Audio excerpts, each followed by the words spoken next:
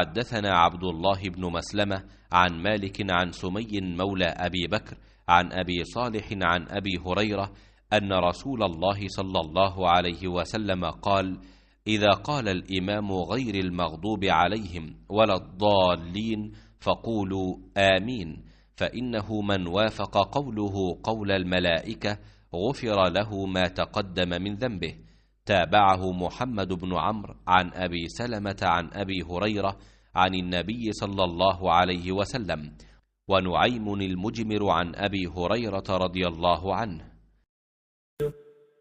हज़रत अबू हुरैरा रज़ियल्लाहु ताला अन्हु से रिवायत है कि रसूल अल्लाह सल्लल्लाहु अलैहि वसल्लम ने फरमाया कि जब इमाम गैरिल मग़दूबि अलैहिम वलद्दाल्लीन कहे तो तुम भी आमीन कहो, क्योंकि जिसने फ़रिश्तों के साथ आमीन कही उसके पिछले तमाम गुनाह मुआफ़ कर दिए जाते हैं। समी के साथ इस हदीस को मोहम्मद बिन उमरों ने भी अबू सलमा से, उन्होंने अबू हुरैरा रज़ियल्लाहु ताला अन्हु से, उन्होंने आ हज़रत सल्लल्लाहु अलैहि वसल्लम से रिवायत किया, और नाईम मुजमर ने भी अबू हुरैरा रज़ियल्लाहु ताला अन्हु से, उन्होंने आ हज़रत सल्लल्लाहु अलैहि वसल्लम से। सही बुखारी हदीस नंबर 782।